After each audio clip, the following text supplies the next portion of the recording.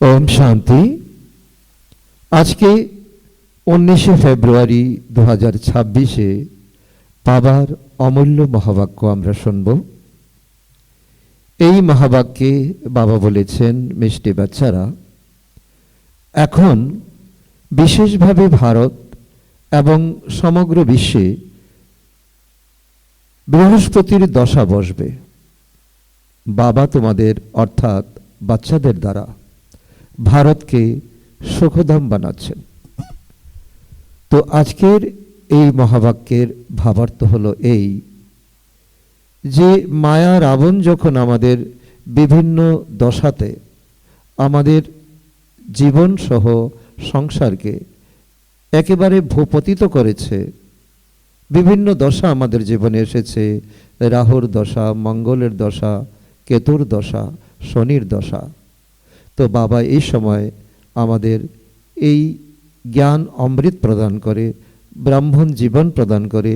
বাবা আমাদের বাস্তব পক্ষে এই সঙ্গম জীবন আমাদের উপহার দিয়েছেন, হিরোতুল্য জীবন, যে জীবনে আমরা রাজযোগ প্র্যাকটিস করে আমরা নিজেরা আত্মা হয়ে পিতা পরমাত্মার সঙ্গে যুক্ত হয়ে যে যোগ অর্থাৎ শক্তি আমরা অর্জন করছি, তাতে সত্যযুগ এবং ত্রেতা যুগ, দুই যুগে আমাদের থাকবে বৃহস্পতির দশা। অর্থাৎ স্বয়ং গুরু যখন আমাদের সহায়, অর্থাৎ পিতা পরমাত্মার দেওয়া শিক্ষা, শক্তি, গুণ সব কিছু যখন আমাদের আত্মার মধ্যে আসবে, তখন আমাদের বৃহস্পতি দশা আমাদের কোনো কিছুরই কোনো রকম কম থাকবে না, অভাব থাকবে না, অভিযোগ থাকবে না, কোনো রকম অসুন্দরতা থাকবে না। তো সে হলো সুখধাম অর্থাৎ সত্যযুগ। তার এক অদ্ভুত নেশা আমাদের জীবনে তৈরি হলে তবেই আমরা পুরুষার্থ করতে পারবো, আর পুরুষার্থ করে আমরা সম্পূর্ণ হতে পারবো। আজকের মুরলী থেকে প্রশ্ন, 16 কলা সম্পন্ন হওয়ার জন্য বাচ্চারা তোমরা কোন পুরুষার্থ করছো? 16 কলা সম্পন্ন হওয়ার জন্য বাচ্চারা তোমরা কোন পুরুষার্থ করছো? উত্তর, যোগবল জমা করার। যোগবলের দ্বারা তোমরা 16 কলা সম্পন্ন হচ্ছ। এই কারণে বাবা বলেন, দান করো আর গ্রহণ মুক্ত হও। কাম বিকার অধঃপতনে নিয়ে যায়, এই বিকার দান করলেই তোমরা 16 কলা সম্পূর্ণ হয়ে যাবে। নাম্বার 2 পয়েন্ট, দেহ অভিমানকে ত্যাগ করে দেহি অভিমানী হও, শরীরের বোধ ত্যাগ করো। তো বাবা দুটো আমাদের উপায় বলছেন, যে 16 কলা সম্পূর্ণ হওয়ার জন্য এখন পুরুষার্থের দুটো উপায় বাবা বলছেন। এক তো আমাদের সমস্ত বিকার দান করে এখন আমাদের গ্রহণ ছোটাতে হবে, অর্থাৎ বিকার দান করলেই আমরা 16 কলা সম্পন্ন হয়ে যাব। দ্বিতীয়ত, দেহবান ত্যাগ করতে হবে। আমরা আত্মা, এসেছি আত্মা, এখন আত্মা হয়ে ঘরে ফিরে যেতে হবে। আজকের গীত, তুমি মাতা পিতা তুমি, তুমি বন্ধু সখা তুমি। ওম শান্তি। মিষ্টি মিষ্টি আত্মারূপী বাচ্চারা নিজের আত্মিক বাবার মহিমা শুনল। এই গীত আর কিছুই নয়, পিতা পরমাত্মার মহিমা ভরা গীত। তারা কেবল গায় যারা সঙ্গীত বানিয়েছে, যারা সঙ্গীত পরিবেশন করেছে, আর তোমরা প্র্যাকটিক্যালি বাবার অবিনাশী উত্তরাধিকার নিচ্ছ। তোমরা বাচ্চারা জানো যে বাবা আমাদের দ্বারাই ভারতকে কি বানাচ্ছেন? সুখধাম বানাচ্ছেন। যাদের দ্বারা বানাচ্ছেন, অর্থাৎ এই সময় আমরা ব্রাহ্মণ আত্মাদের দ্বারা বানাচ্ছেন, নিশ্চয়ই আমরা ব্রাহ্মণ আত্মারাই, বাবা বলছে নিশ্চয়ই তারাই সুখধামের মালিক হবে। বাচ্চাদের মধ্যে এখন কি আসবে? অসীম খুশি থাকা উচিত। কারণ এই বিকারী দুনিয়াতেও যদি আমরা কোনো কিছু প্রাপ্ত করি, তো আমাদের খুশি যেন ধরে না। তো এই সময়ে বাবা আমাদের অসীম জগতের খাজানা দিচ্ছেন, 21 যৌবনের উত্তরাধিকার প্রদান করছেন। তো এতে আমাদের খুশি কতটা চড়ে যাওয়া উচিত। বাবার অশেষ মহিমা, তার কাছ থেকেই আমরা উত্তরাধিকার পাচ্ছি। বাচ্চারা, এখন তোমাদের ওপর আদপে সারা দুনিয়ায় বৃহস্পতির অবিনাশী দশা লেগেছে। কারণ এই ব্রাহ্মণ জীবন থেকেই আমাদের হিরেতুল্য জীবন এই সময় শুরু, এই সময় আমাদের প্রশিক্ষণ, এই প্রশিক্ষণের সময় থেকে বাস্তবে আমাদের বৃহস্পতির দশা, আর থাকবে শতযুগ ত্রেতা, 2 যুগ। এই জন্য বাবা বলছেন, তো তোমরা ব্রাহ্মণরাই এখন জেনেছ গোটা দুনিয়ায় বিশেষ করে ভারতে বৃহস্পতির দশা লাগবে, কারণ তোমরা এখন 16 কলা সম্পূর্ণ হচ্ছ। বর্তমানে কোনো কলাই অবশিষ্ট নেই। বাচ্চাদের অনেক খুশি হওয়া উচিত। এমন যেন না হয় যে এখানে খুশি আছে, সেন্টারে এলাম, মুরলি শুনলাম, খুশি আছে, আর বাইরে গেলেই সঙ্গ দোষে আমাদের রং লেগে যায়, বাইরে গেলেই তা উধাও হয়ে যাবে। যার গুণগান করা হয় তিনি এখন তোমাদের সম্মুখে উপস্থিত হয়েছেন। বাবা বোঝাচ্ছেন 5000 বছর আগেও তোমাদেরকে রাজত্ব দিয়েছিলাম, আমি পরমধামে চলে গেছিলাম। এখন তোমরা দেখতে পাবে যে ধীরে ধীরে সকলে আর্তনাদ করতে থাকবে, তোমাদের স্লোগান চারিদিকে ছড়িয়ে পড়বে। তো বাবা আগামী দিনের রেজাল্ট আমাদেরকে বলে দিচ্ছেন। এখন চতুর্দিকে এক ত্রাহি ত্রাহি ত্রাহি ত্রাহি রব চতুর্দিকে ছেয়ে যাবে, কারণ এখন মানুষ সুখ এবং শান্তির জন্য আর্তনাদ করবে, চিৎকার করবে। যেমন ইন্দিরা গান্ধী বলতো, এক ধর্ম, এক ভাষা, এক রাজ্য হোক। সে তো আত্মাই বলতো, তাই না? বাবা উদাহরণও দিচ্ছেন যে ভারতের এক বিশিষ্ট রাজনীতিবিদের, তো আত্মাই তো বলতো না। আত্মা জানো যে অবশ্যই ভারতে একটাই রাজধানী ছিল, যেটা এখন অতি নিকটে। তোমরা জানো যে কোনো মুহূর্তে সব কিছু বিনাশ হয়ে যেতে পারে। আকস্মাৎ, বাবা বলছে যা হবে আকস্মিক হবে, এটা কোনো নতুন ব্যাপার নয়। ভারত পুনরায় 16 কলা সম্পূর্ণ হবেই। তোমরা জানো যে আমরা এই যোগবলের দ্বারাই 16 কলা সম্পূর্ণ হচ্ছি। বলা হয় দান করো আর গ্রহণ মুক্ত হও। বাবা বলছেন বিকার আর খারাপ গুণগুলো দান করে দাও। যে গুণগুলো আমাদের জীবনে ছিল না, অবগুণ ছিল না, আর নতুন করে এসে জড়িত হয়েছে, তো এগুলো তো ময়লা। তো এ হলো রাবণের রাজ্য। বাবা এসে এখান থেকে মুক্ত করেন। এদের মধ্যে আবার কাম বিকার সব থেকে ক্ষতিকর। তোমরা দেহি অভিমানী হয়ে গেছো, এখন দেহি অভিমানী, তোমরা দেহ অভিমানী হয়ে গেছো, এখন দেহি অভিমানী হতে হবে। নিজেকে আত্মা মনে করে আত্মার সমস্ত গুণ পিতা পরমাত্মার থেকে এখন নিজের জীবনে নিজের আত্মার মধ্যে ধারণ করতে হবে। শরীরের বোধ ত্যাগ করতে হবে।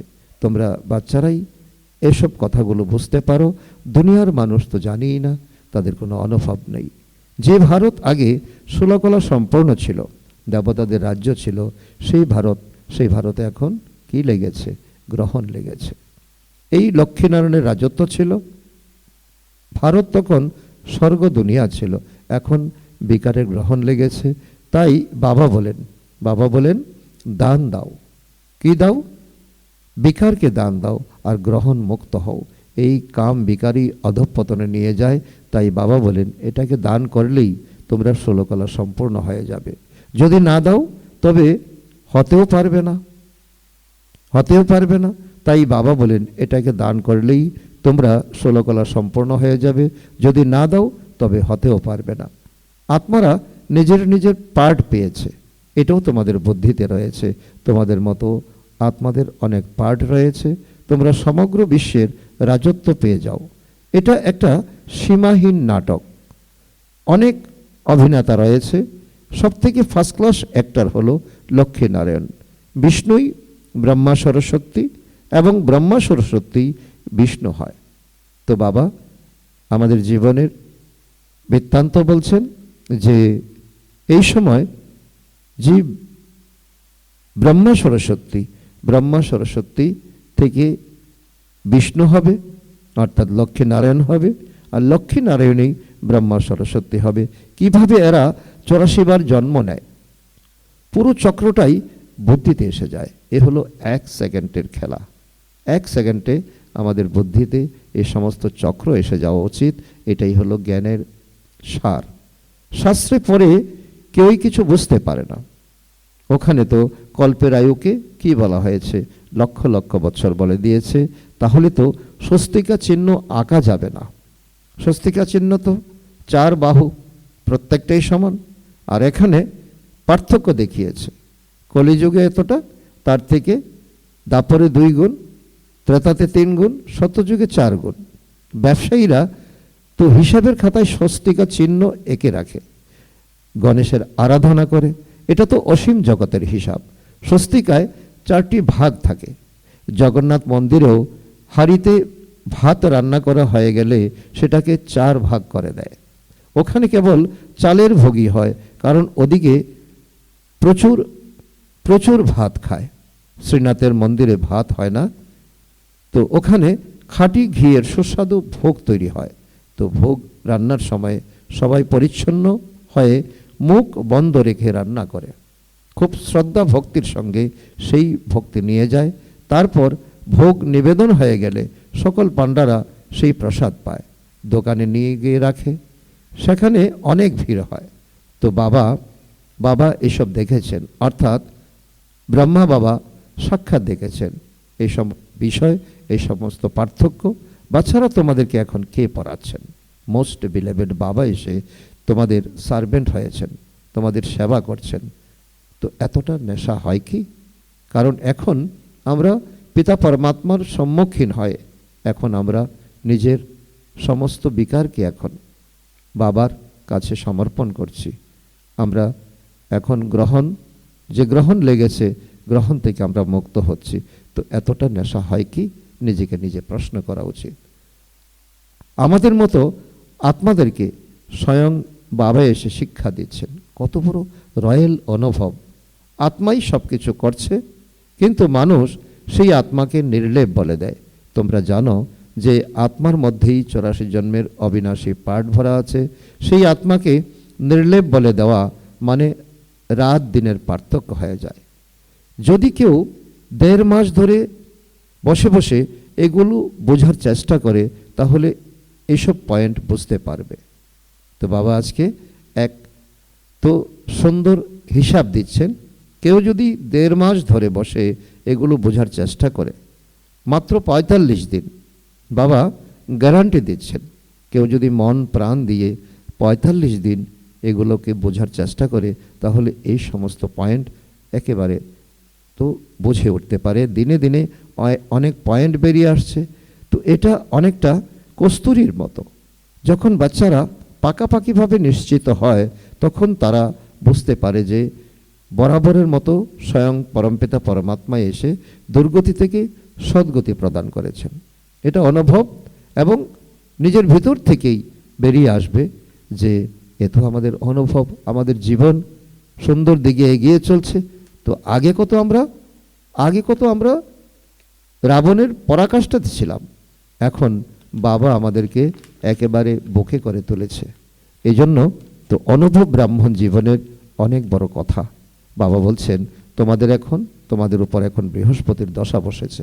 আমি তোমাদের স্বর্গের মালিক বানিয়েছিলাম, তারপর রাবণ রাহুর দশা বসিয়েছে।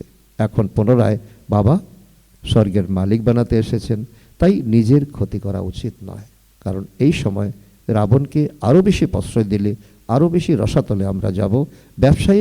ব্যবসায়ীরা সর্বদা নিজের হিসাব ঠিক রাখে। যদি কেউ নিজের ক্ষতি করে, তবে তাকে আনারি বলা হয়। খুব কম সংখ্যক ব্যবসায়ী এই ব্যবসা করতে পারে। এটাই অবিনাশী ব্যবসা। বাকি সমস্ত ব্যবসা তো ধূলিসাৎ হয়ে যাবে। বাবা অত্যন্ত প্র্যাকটিক্যাল হিসাব আমাদেরকে দিচ্ছেন। বাস্তবে আমরা এই সময় ধুল ছাই নিয়ে ব্যবসা করছি, যা আমাদের কাছে চিরস্থায়ী হবে না।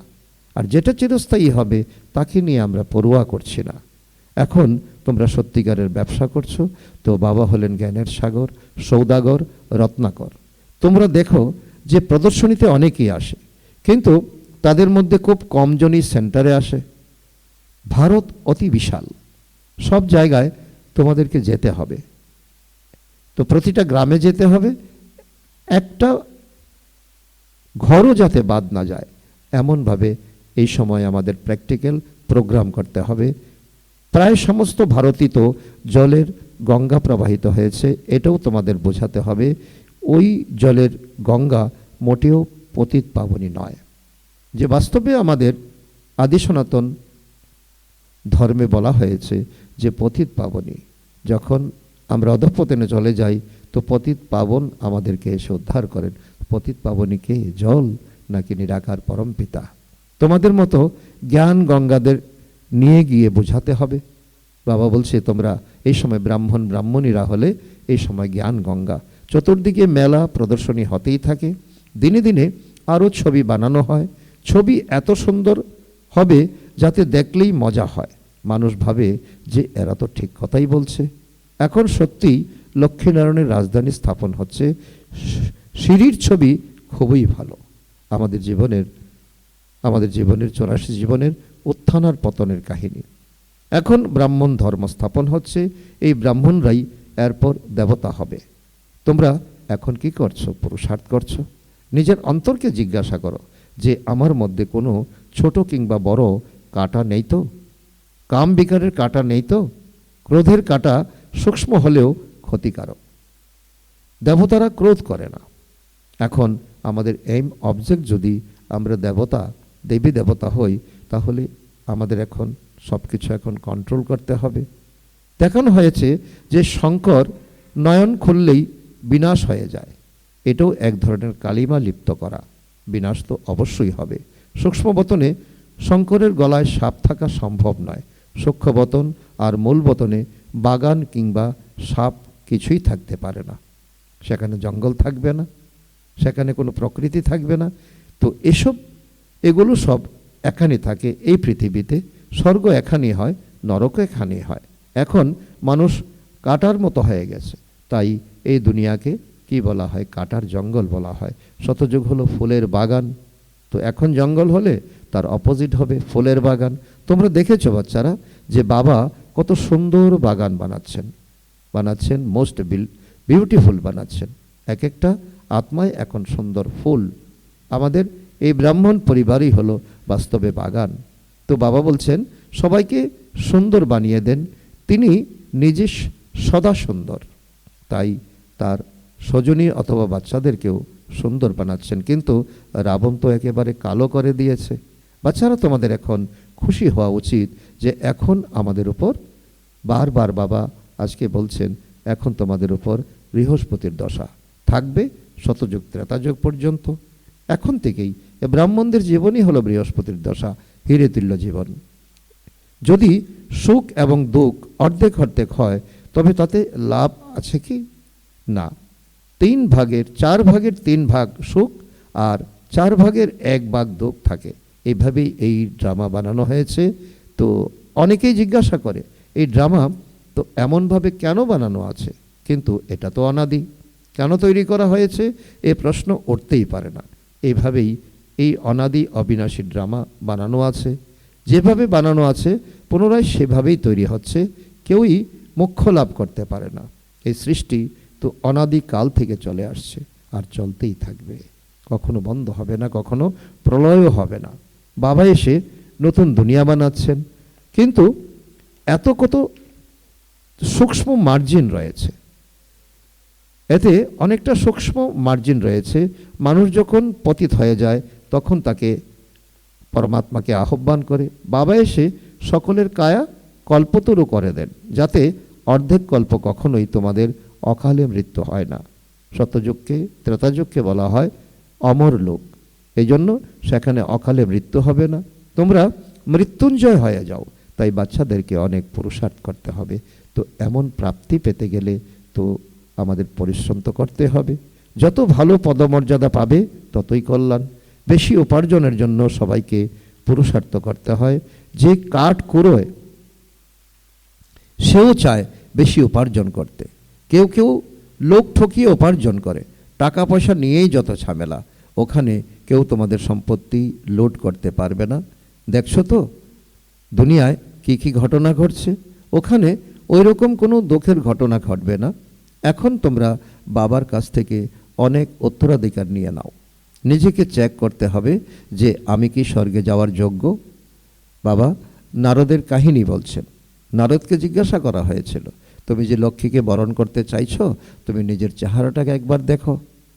তো মানুষ অনেক তীর্থযাত্রা করলেও কোনো লাভ হয় না। গানও বলা হয়েছে, চতুর্দিকে ঘুরে মরলাম, তবু কেবল দূরেই রইলাম। তো চারো তরফ লাগায়ে ফেরে ফির ভি রহে হরদম দূর। তো এই গানটা কি বাবা বলছে, তো এটাই হলো আমাদের এই বর্তমান সময়ে আমাদের ব্রাহ্মণ জীবনের আগে আমরা তাই বলতাম। বাবা এখন তোমাদের কত ভালো তীর্থ যাত্রা শেখাচ্ছেন, অর্থাৎ ঘরে বসে তোমরা পিতা পরমাত্মাকে স্মরণ করছো, এতে কোনো পরিশ্রম করতে হয় না। বাবা শুধু এটাই বলছেন যে মামেকম স্মরণ করলেই তো বিকর্মের বিনাশ হবে। খুব ভালো ভালো উপায় বলে দেই, বাচ্চারাই শুনছে। এটা আমার লোন নেওয়া শরীর। এই বাবা তো খুবই খুশি হন, আমি বাবাকে এই শরীর লোনে দিয়েছি, বাবা আমাকে বিশ্বের মালিক বানাচ্ছেন। ভাগীরথ নাম তো আছেই। তোমরা বাচ্চারা এখন রামরাজ্যে যাওয়ার জন্য পুরুষার্থ করছো, তাই সম্পূর্ণ পুরুষার্থ করতে হবে, কাটা হওয়া উচিত নয়। তোমরা হলে ব্রাহ্মণ ব্রাহ্মণী, সকলের মূল আধার হলো মুরলী। মুরলী না পড়লে তোমরা শ্রীমত পাবে কোথা থেকে? এমন তো নয় যে কেবল একজন ব্রাহ্মণই প্রতিদিন মুরলী শোনাবে, যে কেউ মুরলী শোনাতে পারে। বলতে হবে যে আজকে আপনি শোনান। আজকাল বোঝানোর জন্য প্রদর্শনীর ছবিগুলি কত সুন্দর বানানো হয়েছে। তো এই প্রধান ছবিটা নিজের দোকানে নিয়ে গিয়ে রাখো, অনেকের কল্যাণ হবে। মানুষকে বলো যে আপনি যদি আসেন তবে আপনাকে বুঝিয়ে বলবো যে কিভাবে এই সৃষ্টিচক্র আবর্তিত হয়। কারুর কল্যাণের জন্য যদি কিছু সময় যায় তবে কোনো সমস্যা নেই। এই লেনদেন করার সাথে সাথে এভাবেও মানুষকে লাভবান করতে পারো। এটা বাবার অবিনাশী জ্ঞান রত্নের দোকান। সবথেকে ভালো ছবি হলো সিঁড়ির চিত্র আর গীতার ভগবানের চিত্র। এই দুটো যদি আমরা অনুভব থেকে কাউকে বোঝাতে পারি তো অনেকের জীবন হিরেতুল্য হয়ে যাবে, করিতুল্য থেকে হিরেতুল্য হয়ে যাবে। ভারতেই ভগবান শিব এসেছিলেন, তাই তার জয়ন্তী পালন করা হয়। এখন সেই বাবা পুনরায় এসেছেন, যজ্ঞ রচিত হয়েছে। তোমাদের মতো বাচ্চাদেরকে রাজযোগ শিক্ষা দিয়েছেন। বাবা এসে রাজাদের রাজা বানিয়ে দেন। বাবা বলেন আমি তোমাদেরকে সূর্য বংশের রাজা রানী বানিয়ে দেই, যাদেরকে বিকারগ্রস্ত রাজারা প্রণাম করে। তাই স্বর্গের মহারাজা মহারানী হওয়ার জন্য সম্পূর্ণ পুরুষার্থ করতে হবে। বাবা কাউকে বাড়ি বানাতে তো না বলেন না, বানাতে চাইলে বানাও, টাকা পয়সা তো মাটিতে মিশে যাবে। তাহলে কেন এগুলো দিয়ে বাড়ি বানিয়ে আরাম করে থাকবো না? প্রয়োজনের কাজ অর্থ ব্যবহার করতে হবে। বাড়িও বানাও, খাওয়া দাওয়ার জন্যও রাখো। তো অনেকে দান পুণ্য করে, যেমন কাশ্মীরের রাজা তার নিজের যত প্রাইভেট প্রপার্টি ছিল সব আর্য সমাজকে দিয়ে দিয়েছিল। প্রত্যেকেই নিজের জাতি বা ধর্মের জন্য কিছু করে। এখানে ওইরকম কোনো ব্যাপার নেই, সবাই সন্তান। পিতা পরমাত্মা হলো আমাদের পিতা, আর আমরা আত্মারা হলাম ওনার সন্তান। কোনো জাতিভেদ নেই। বাস্তবে জাতিভেদ আমরাই করেছি, দেহের ধর্মে তো আমরা ভাগ করেছি। এগুলো তো শারীরিক জাতিভেদ। আমি তোমাদের মতো মাতাদেরকে পবিত্র করে বিশ্বের রাজত্ব দিয়ে দেই। ড্রামা অনুসারে ভারতবাসীরা এই রাজ্য ভাগ্য নেবে। তোমরা বাচ্চারা এখন জেনেছ যে আমাদের উপর বৃহস্পতির দশা বসেছে। শ্রীমতে কেবল এটাই আছে যে মামেকম স্মরণ করো। এটাই হলো গীতাসার। ভক্তিমার্গে ব্যবসায়ীরা ধার্মিক উদ্দেশ্যে দান করার জন্য কিছু পরিমাণ অর্থ অবশ্যই আলাদা করে রাখে। পরের জন্মে ক্ষণিকের জন্য হলেও তার ফল পাওয়া যায়। এখন তো আমি ডাইরেক্ট এসেছি, তাই তোমরা ওগুলো এই কাজেই সার্থক করো। আমি তো কিছুই চাই না। শিব বাবাকে কি নিজের জন্য কোনো বাড়ি বানানোর দরকার আছে? এসব তোমাদের মতো ব্রাহ্মণদের। গরিব বড়লোক সকলে একসাথেই থাকে। কেউ কেউ অসন্তোষ প্রকাশ করে। ভগবানের কাছেও কি সমান দৃষ্টি নেই? কাউকে মহলে রাখা হয়, কাউকে ঝোপড়িতে রাখা হয়। কিন্তু এরকম কথা বললে শিব বাবাকেই ভুলে যায়। শিব বাবা স্মৃতিতে থাকলেই কখনোই এই ধরনের কথাবার্তা বলবে না। সবাইকে জিজ্ঞাসা করা হয়। যদি দেখা যায় কোনো ব্যক্তি বাড়িতে এরকম আরামে থাকে, তবে এখানেও সেই রকম বন্দোবস্ত করা হয়। সেই জন্য সবাইকে খাতির করতে বলা হয়। যদি কিছু না থাকে তবে সেটা দিয়ে দেওয়া হবে। বাচ্চাদের প্রতি বাবার ভালোবাসা আছে, অন্য কেউ এতটা ভালোবাসতে পারবে না। বাচ্চাদের কত করে বোঝান, পুরুষার্থ করো আর অন্যদের বোঝানোর জন্য যুক্তি রচনা করো। তো এর জন্য কেবল 3 পা জায়গা হলেই চলবে, 3 পা পৃথিবী হলেই চলবে, যেখানে কন্যারা বোঝাতে পারবে। যদি কোনো ধনী ব্যক্তির হলঘর পাওয়া যায় তবে সেখানে আমরা ছবি টাঙিয়ে দেব। সকালে আর সন্ধ্যায় 1 ঘন্টা করে ক্লাস করে চলে আসবে। তো সব খরচ আমরা করব আর নাম হবে আপনার। অনেক মানুষ এসে করিতুল্য থেকে হিরিতুল্য হয়ে যাবে। তো এইভাবে যদি এই বাবার মেসেজ, বাবার জ্ঞান সকলের মধ্যে বিতরণ করা যায়, সকলের জীবন ধন্য ধন্য হয়ে যাবে। আচ্ছা, মিষ্টি মিষ্টি হারানিদি বাচ্চাদের প্রতি মাতা পিতা বাপদাদার তো আদরের স্নেহ সমন আর সুপ্রভাত ও ভালোবাসা। আত্মাদের পিতা তার আত্মারূপী বাচ্চাদের জানাচ্ছেন নমস্কার। আমরা আত্মারূপী সন্তানরা আমাদের মাতা পিতা বাপদাদাকে জানাই আদরের স্নেহ সমন, তো ভালোবাসা ও নমস্কার। আজকের মুরলী থেকে ধারণার জন্য মুখ্যসার 1 নম্বর, মনের মধ্যে যত কাঁটা আছে সেগুলো ভালো করে চেক করে বের করতে হবে। রামরাজ্যে যাওয়ার পুরুষার্থ করতে হবে। নাম্বার 2, অবিনাশী জ্ঞানরত্নের সৌদা করে অন্যের কল্যাণের জন্য সময় দিতে হবে। নিজে সুন্দর হয়ে অন্যকেও সুন্দর বানাতে হবে। আজকের বরদান, তমগুণী বায়ুমণ্ডলে নিজের স্থিতি একরস অবিচল অনর রাখা, মাস্টার সর্বশক্তিমান ভব। তমগুণী বায়ুমণ্ডলে নিজের স্থিতি একরস অবিচল অনর রাখা, মাস্টার সর্বশক্তিমান ভব। দিন দিন পরিস্থিতি অতি তমপ্রধান হবে, বায়ুমণ্ডল আরও খারাপ হয়ে যাবে। এরকম বায়ুমণ্ডলে কমল পুষ্প সমান ডিটাচ থাকা, নিজের স্থিতি শতপ্রধান বানানো, এর জন্য এত সাহস আর শক্তির আবশ্যকতা আছে। যখন এই বরদান স্মৃতিতে থাকে যে আমি হলাম মাস্টার সর্বশক্তিমান, তখন প্রকৃতি দ্বারা, লৌকিক সম্বন্ধ দ্বারা বা দৈবী পরিবার দ্বারা যেরকমই পরীক্ষা আসুক, তাতে সদা একরস অবিচল অনড় থাকবে। আজকের স্লোগান, বরদাতা বাবাকে নিজের সত্যিকারের সাথী বানিয়ে নাও, তাহলে বরদানের ঝুলি ভরপুর থাকবে। বরদাতা বাবাকে নিজের সত্যিকারের সাথী বানিয়ে নাও, তাহলে বরদানের ঝুলি ভরপুর থাকবে। আজকের অব্যক্ত ইশারা, একতা আর বিশ্বাসের বিশেষত্বের দ্বারা সফলতা সম্পন্ন হও। তার অন্তর্গত বাবা বলেছেন, এই পরমাত্ম জ্ঞানের দ্বারাই বিশ্বে এক ধর্ম, এক রাজ্য, এক মতের স্থাপনা হবে। তোমাদের এই ব্রাহ্মণ সংগঠনের একমতের বিশেষত্ব দেবতারূপে প্র্যাকটিক্যালি চলবে। এই বিশেষত্বের কামাল করবে, এর দ্বারাই নাম প্রসিদ্ধ হবে, প্রত্যক্ষতা হবে। তো এই বিশেষত্বে নম্বর 1 হও। এর জন্য তোমাদের যে মূল সংস্কার আছে তাকে মিটিয়ে বাপদাদার সংস্কারগুলিকে কপি করে সমান আর সম্পূর্ণ হও। তখন প্রত্যেকের দ্বারা বাবাকে দেখতে পাওয়া যাবে আর প্রত্যক্ষতা হবে। ওম শান্তি।